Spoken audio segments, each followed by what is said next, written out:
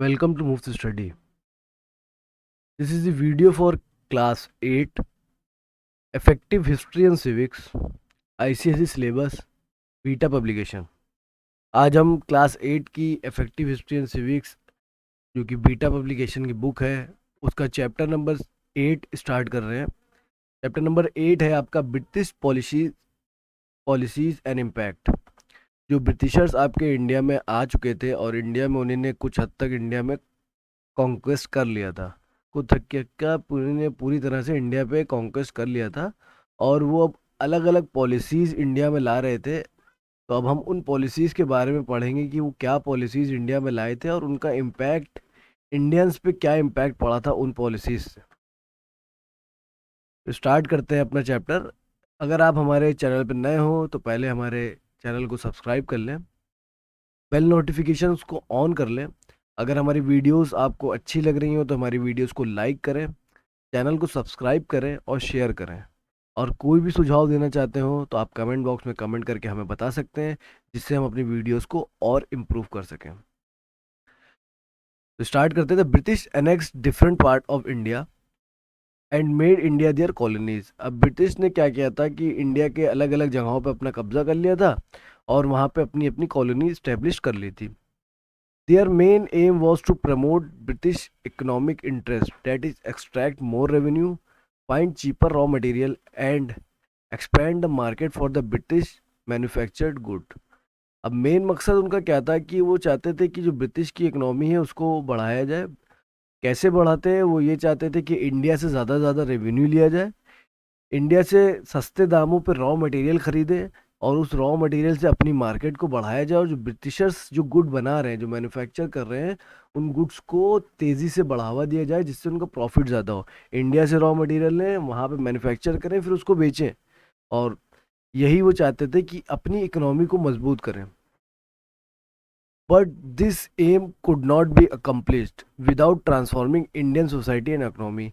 लेकिन ये जो उनका एम था कि अपनी इकोनॉमी को वो मजबूत करना चाहते थे, लेकिन अपनी इकोनॉमी को वो तभी मजबूत कर सकते थे कि जब वो इंडिया की इकोनॉमी और इंडिया की सोसाइटी को भी बदलें, क्योंकि वो बेसिकली रॉ मटेरियल वगैरह तो इंडिया ही से लेंगे और इंडिया से लेके रेवेन्यू कलेक्ट करना चाहते थे। तो इंडिया को भी उन्हें ट्रांसफर करना ज़रूरी था, क्योंकि अगर इंडिया में तरक्की नहीं होगी या डेवलपमेंट नहीं होगा तो इंडियंस उनको रॉ मटेरियल देंगे भी कैसे। और अगर उनको इंडिया से रेवेन्यू जनरेट करना है तो इंडिया की जो इकोनॉमी है उसको अपने हिसाब से चलाना पड़ेगा, उनको उसको ट्रांसफर करना पड़ेगा। Therefore the British made Indian economy subservient to their interests.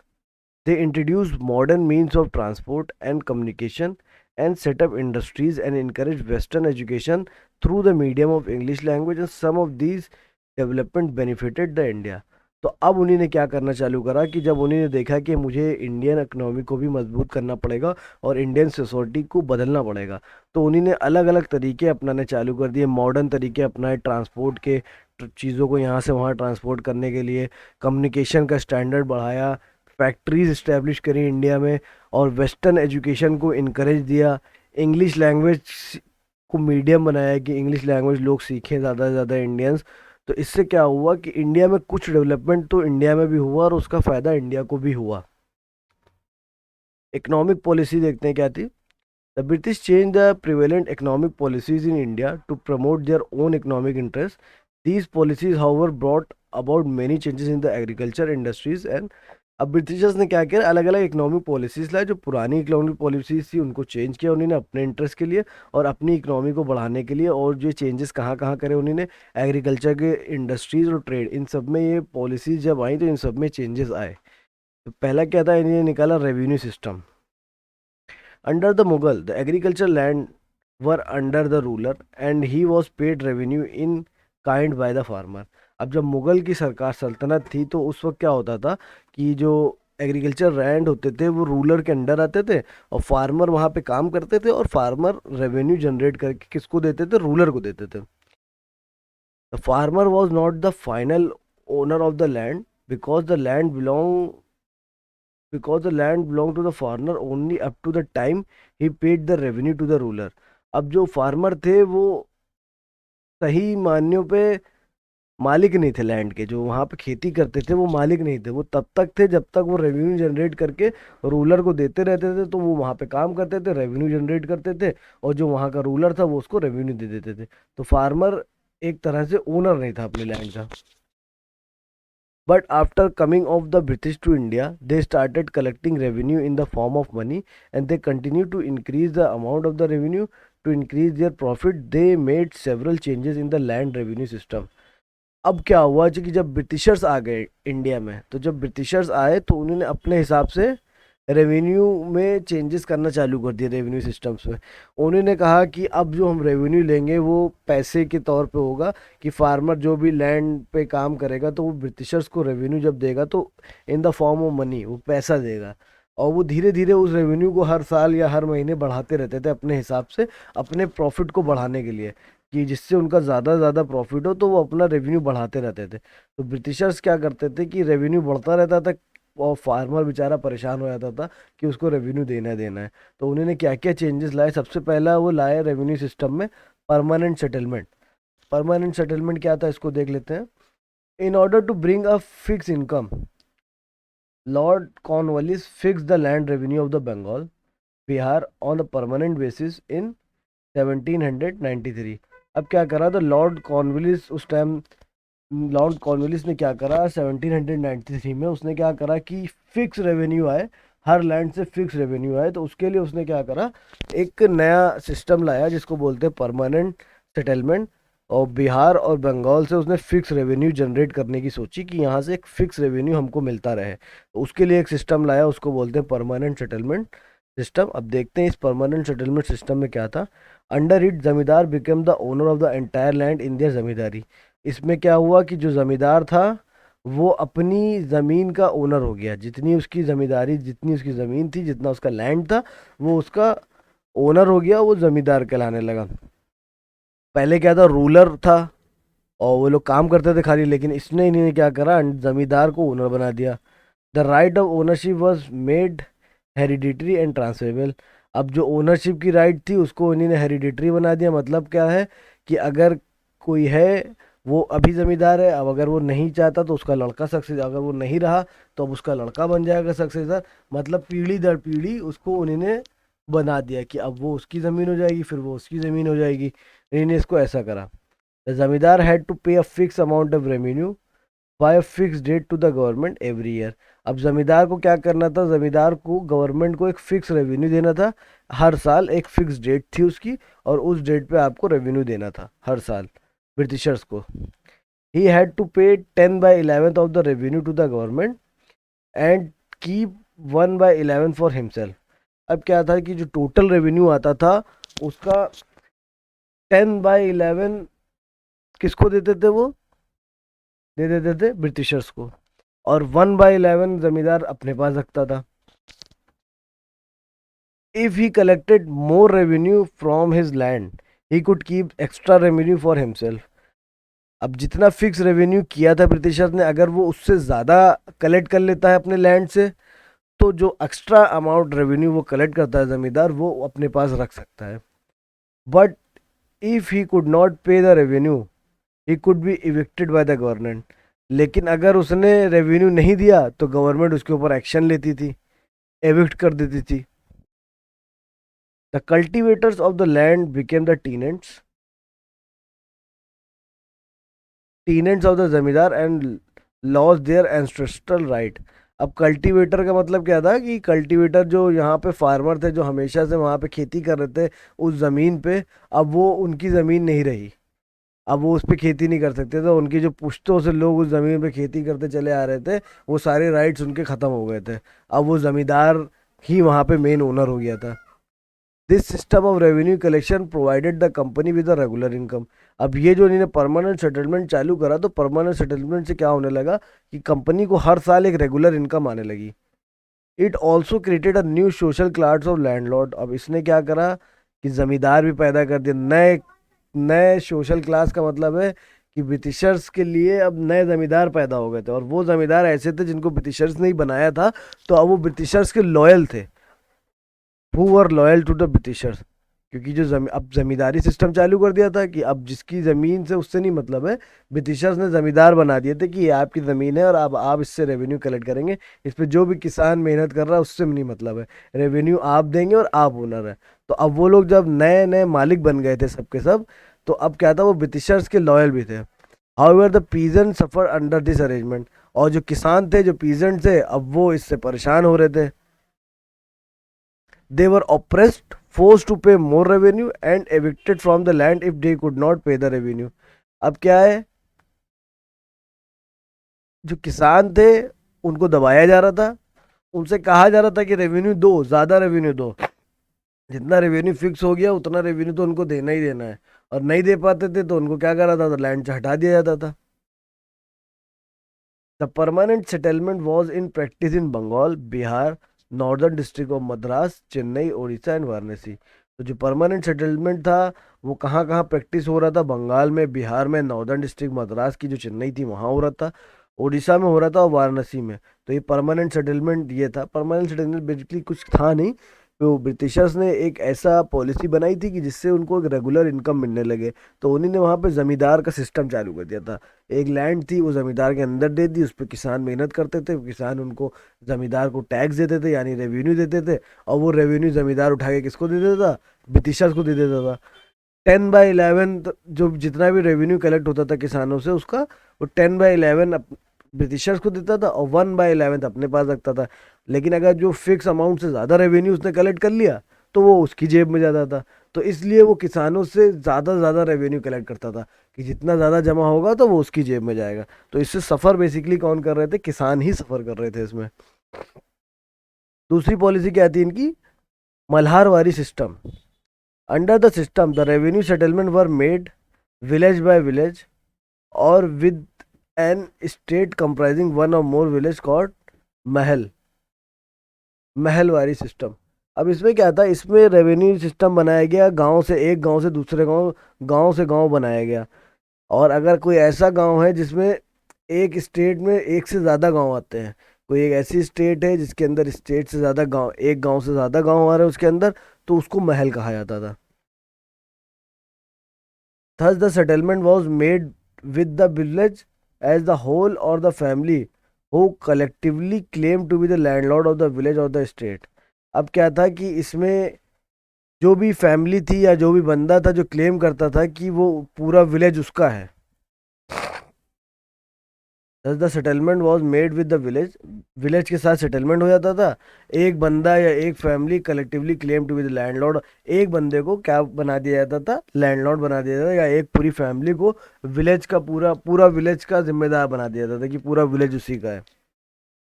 The head of the mahal the taluqdar collected the revenue and gave it to the British collector. अब जो महल का हेड होता था यानी पूरे गांव का जो हेड होता था, या उसको तालुकदार बोलते थे, तालुकदार पूरे गांव से रेवेन्यू कलेक्ट करता था और वो जाके ब्रिटिश को दे देता था। This system was started in Uttar Pradesh, part of central India and the Punjab. तो ये कहाँ सिस्टम चालू हुआ था, ये सिस्टम चालू हुआ था आपका उत्तर प्रदेश में चालू हुआ था, पार्ट ऑफ सेंट्रल इंडिया और पंजाब में। इसमें महलवारी सिस्टम में था क्या, पूरे पूरे गांव का एक आदमी जिम्मेदार बना दिया जाता था, यानी पूरे पूरे गांव का एक आदमी या एक फैमिली को कह दिया जाता था पूरा गांव आपका है, आप इसके लैंडलॉर्ड है। अब वो पूरे गांव से रेवेन्यू कलेक्ट करके लाते थे और ब्रिटिशर्स को जाके दे देते थे। तीसरी पॉलिसी इनकी क्या थी, रोयतवारी सिस्टम। इसमें इन्होंने क्या क्या देखते हैं, in this system the government made direct settlement with the ryot or the cultivators. अब क्या हुआ, जो कल्टीवेटर्स यानी जो किसान थे जो फसल उगाते थे, डायरेक्ट उनसे सेटलमेंट स्टार्ट किया गवर्नमेंट ने।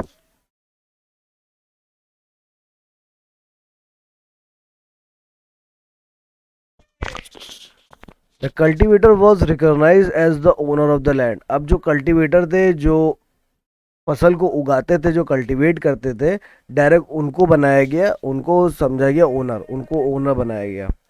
ही had to pay the revenue which amount to half of the total produce directly to the government officer.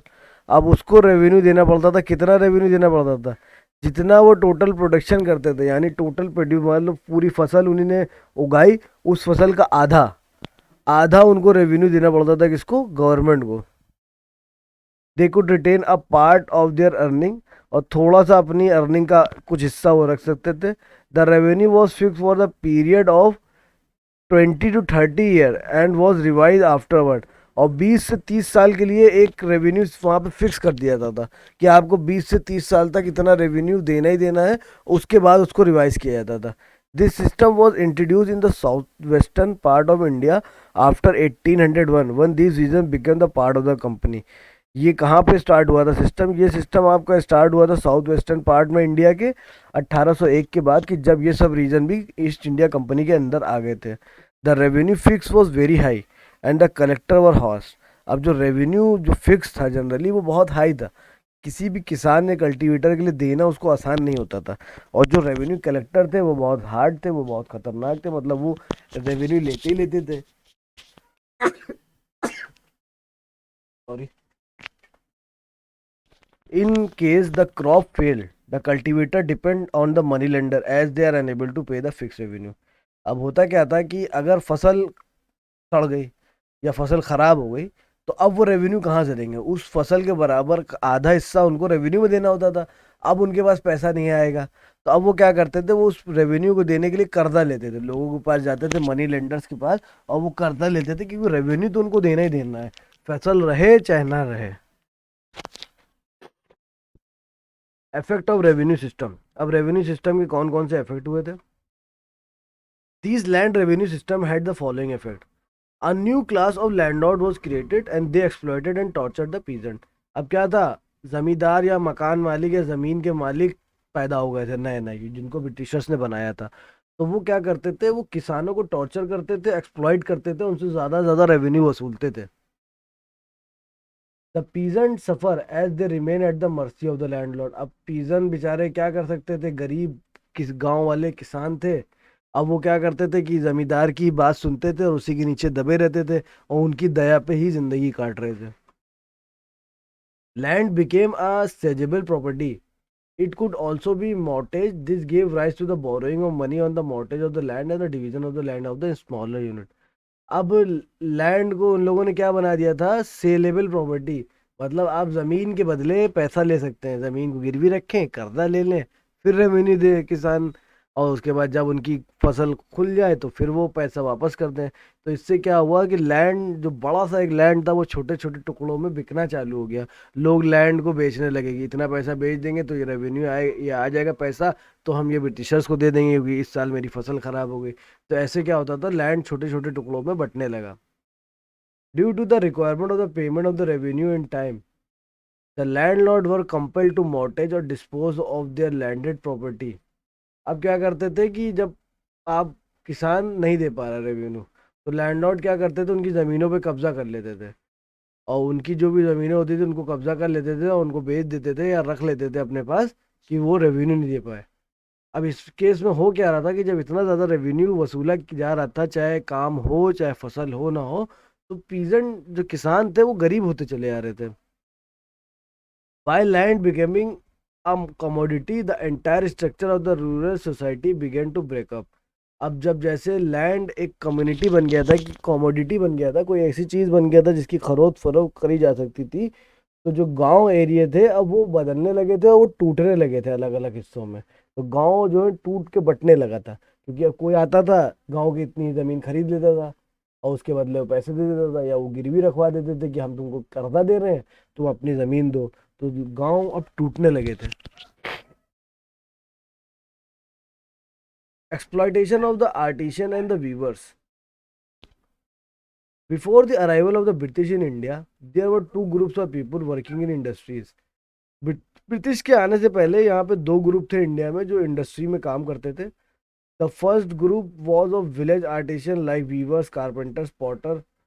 पहला ग्रुप कौन सा था, जो आर्टिशियन थे, यानी weavers, carpenters, potter, who cater to the need of the village, जो village की ज़रूरत के हिसाब से काम करते थे।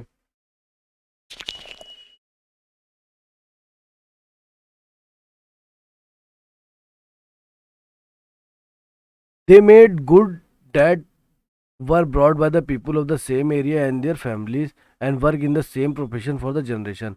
अब वो क्या करते थे, वो वहाँ पे प्रोडक्ट वो बनाते थे जो वहाँ के लोग खरीदते थे, जो लोग वहाँ पे खरीदते थे प्रोडक्ट, और सेम प्रोफेशन के लोग होते थे वही वो प्रोडक्ट बनाते थे जो उनके गांव में लोग खरीदते थे।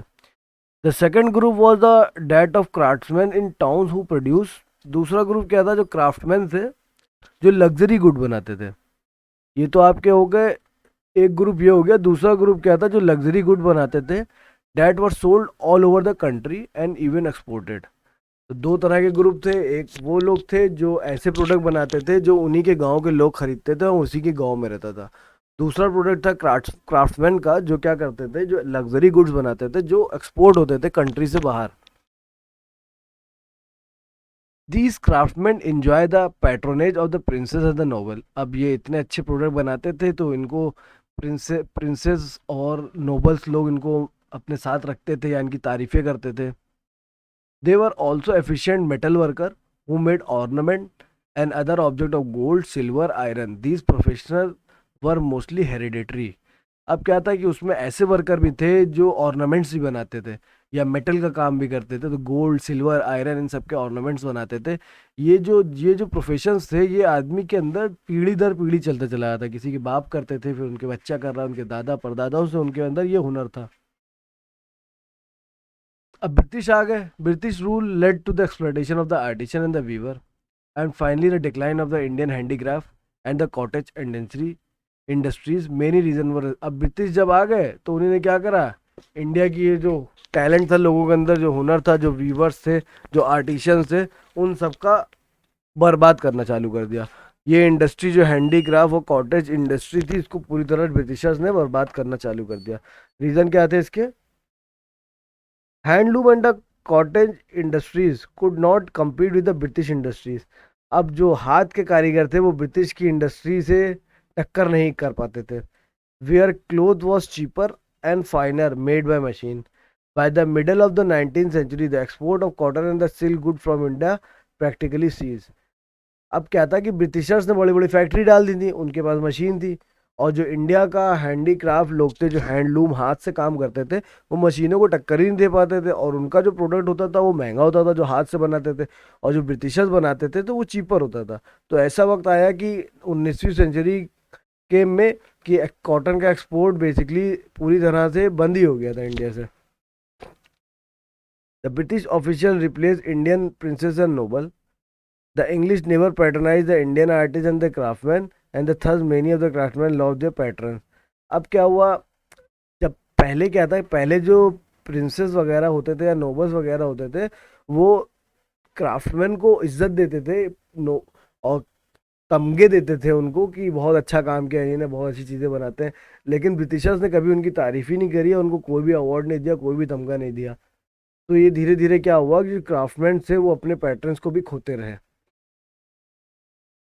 Duty was not charged on British goods brought into India. Moreover, to discourage the Indian export, the exported from India तो had to pay a duty. अब क्या है, अब ब्रिटिशर्स ने और बर्बादी क्या करी यहाँ पे कि जो प्रोडक्ट ब्रिटिशर्स इंडिया में भेज रहे थे अपने वहाँ से, तो कोई चार्ज नहीं लगाते थे, और अगर इंडिया से कोई माल एक्सपोर्ट होके बाहर जा रहा है तो वो उस पर हैवी चार्जेस लगाते थे। अब जिससे क्या होता था कि उसको बेचना बड़ा मुश्किल हो जा रहा था इंडियंस के लिए। India became a good market India became a good market for the sale of British goods at the cost of Indian products, thus improvising the Indian artisan. अब क्या हो रहा था, India became a good market for a sale of British good. अब क्या हो रहा था, ब्रिटिश के प्रोडक्ट इंडिया में बहुत आ रहे थे, और वो इंडिया मार्केट बनी जा रही थी ब्रिटिशर्स के प्रोडक्ट को बेचने के लिए, और इंडियन प्रोडक्ट बर्बाद होते चले जा रहे थे, और इंडियन आर्टिशंस वहाँ पे जो भी इंडियन के प्रोडक्ट्स थे वो ख़त्म होते चले जा रहे थे। With better mean of transport like railway, it became easier to supply the cheap Indian raw material for the British will and import and finished goods from those mills. Thus, the money went out of the Indian market and the Indian study began to decline. अब क्या हुआ, जब railway का introduction हो गया तो Britishers क्या करते थे, इंडिया से सस्ते दामों पे रॉ मटेरियल खरीद के अपनी फैक्ट्रियों में भेजते थे, अपने मिल्स में भेजते थे, और वहाँ अपना प्रोडक्ट बनाते थे। तो इससे धीरे धीरे क्या हो रहा था कि सारा रॉ मटेरियल तो वही उठाए ले जा रहे थे, तो इंडियन जो इंडस्ट्रीज थी तो वो धीरे धीरे बंद हुई जा रही थी, वो डिक्लाइन हुई जा रही थी। Drain of wealth. The transfer of wealth from India to England, for which India got no proportionate return, is called a drain of wealth. Drain of wealth basically क्या है कि इंडिया का सारा पैसा उठा के ब्रिटिशर्स भेजे दे रहे थे इंग्लैंड, जिससे इंडिया को कुछ मिल ही नहीं रहा था पैसा। बेसिकली इन द सेंस ये कह सकते हैं इंडिया को पूरी तरह से चूसे ले रहे थे, इंडिया से पूरा पूरा प्रॉफिट उठा रहे थे, पूरा पूरा प्रॉफिट जा कहाँ रहा था, इंग्लैंड जा रहा था। तो ये था ड्रेन ऑफ वेल्थ, मतलब पूरी तरह से चूस लिया था, इंडिया की कमाई को पूरी तरह उन्होंने चूस लिया था। इट वॉज दादा भाई Naoroji who exposed the exploitative nature of the British rule in India to draw the attention of the Indian as well as the British public to the drain well from India to the Great Britain and poverty of the Indian। ये दादा भाई नौरोजी के बारे में आप आगे पढ़ेंगे। ये दादा भाई नौरोजी थे जिन्होंने इस चीज़ को एक्सपोज किया है कि ब्रिटिशर्स कैसे इंडिया को एक्सप्लॉइट कर रहे हैं और इंडिया की सारी वेल्थ को उठा के भेजे दे रहे हैं ब्रिटेन में, और जिसकी वजह से इंडिया में पॉवर्टी आ रही है। ही provided statistic in his book Poverty and Un-British Rule in India to prove the drain of Indian wealth to the British। उन्होंने इससे रिलेटेड एक बुक भी लिखी जिसका नाम था poverty and un British rule in India, जिसमें उन्होंने इस बारे में बताया है कि कैसे ये अंग्रेज़ यहाँ पे इंडिया में आए और इंडिया का पैसा सारा चूसना चालू कर दिया, जिसकी वजह से इंडिया में गरीबी हो गई। During the British rule the wealth of the Indian was drain to the England in the following way. अब कैसे कैसे वो इंडिया की पैसों को चूस रहे थे, ड्रेन कर रहे थे, तो देखते हैं। High rate of land revenue, पहला तो यही था, high rate of land revenue. अब जो लैंड से रेवेन्यू आ रहा था उसका रेट इतना ज़्यादा था कि जिससे दिक्कत हो रही थी। Bye means of N unjust and exorbitant revenue system like Rothwari system, the Mahalwari system, permanent settle, the British collected the huge revenue and a part of this income was transferred to the England। अब क्या कर रहे थे, ये जो revenue systems इन्होंने बनाए थे, इससे ये क्या करते थे, बहुत तगड़ा रेवेन्यू वसूलते थे, और वो सारा रेवेन्यू कहाँ वो ट्रांसफर कर देते थे, उठा के इंग्लैंड। दूसरा पॉइंट क्या है, payment to the British government. अब ब्रिटिश गवर्नमेंट को भी पेमेंट जाता था। In 1767, a law was passed according to which a sum of 400 lakh euro was to be paid annually to the British government by the company। अब जो East India company यहाँ India में काम कर रही थी, उसके लिए एक लॉ पास हो गया था 1767 में कि उसको एनुअली ब्रिटिश गवर्नमेंट को 400 लाख 400 लाख यूरो देने होंगे हर साल। तो वो यूरो लेंगे किससे, लेंगे तो इंडियन से ही। रेवेन्यू कलेक्ट कर रहे, ये कर रहे, वो कर रहे, तो ये सब पैसा जा कहाँ रहा है, ये पैसा तो जा रहा है ब्रिटिशर्स के पास ना, उनकी गवर्नमेंट के पास।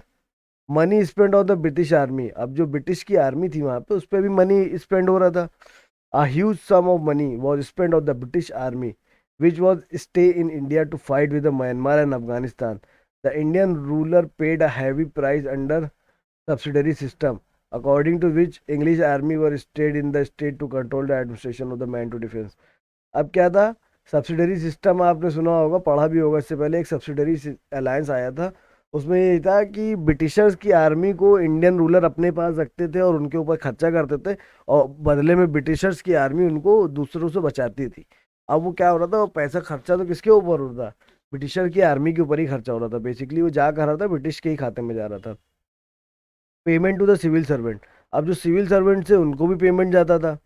The company official were paid high salaries, जो ईस्ट इंडिया कंपनी के ऑफिशियल्स थे उनको बहुत ज़्यादा हाई सैलरी दी जाती थी। Large portion of their pay was also send to the England from India, thus the draining Indian, और उनके पे का एक बड़ा सा हिस्सा कहाँ भेजा जाता था, इंग्लैंड में भेजा जाता था। तो इस तरह से भी ये क्या कर रहे थे, इंडिया की पैसों को चूस रहे थे। Bribe and give, the company official collected wealth through bribes and gift given by the Indian ruler and the businessman. अब क्या था, ये रिश्वत लेते थे और गिफ्ट लेते थे कंपनी के ऑफिशियल, किससे, इंडिया के जो रूलर होते थे और उनके बिजनेसमैन से। तो उससे भी ये पैसा इनकी जेब में जा रहा था। For example when Clive return to England he amassed wealth and property which yielded 40,000 euro interest per, 40,000 euro Clive लेता था। For example when Clive return to England, जब क्लाइव इंग्लैंड गया था तो उसकी वेल्थ प्रॉपर्टी कितनी थी, 40,000 यूरो एवरी ईयर। इन्वेस्टमेंट्स की बात करें, इन 1765 after getting the Deewani rights the company collected the huge The company collected the huge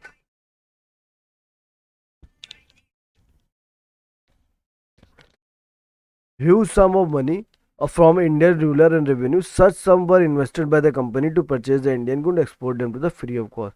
अब क्या हुआ था, जब दीवानी राइट्स उनके हाथ में आ गई थी तो उन्हीं ने इंडियन रूलर से बहुत ज़्यादा रेवेन्यू कलेक्ट किया, और उस रेवेन्यू को उन्होंने कहाँ इन्वेस्ट करा, इन्वेस्ट कर दिया उन्होंने कम इंडियन गुड और एक्सपोर्ट्स को खरीदने में, और उठा के उसको कहाँ बेच दिया, बाहर, कहाँ, इंग्लैंड। तो इस तरह से वो धीरे धीरे इंडिया का सारा पैसा चूस रहे थे।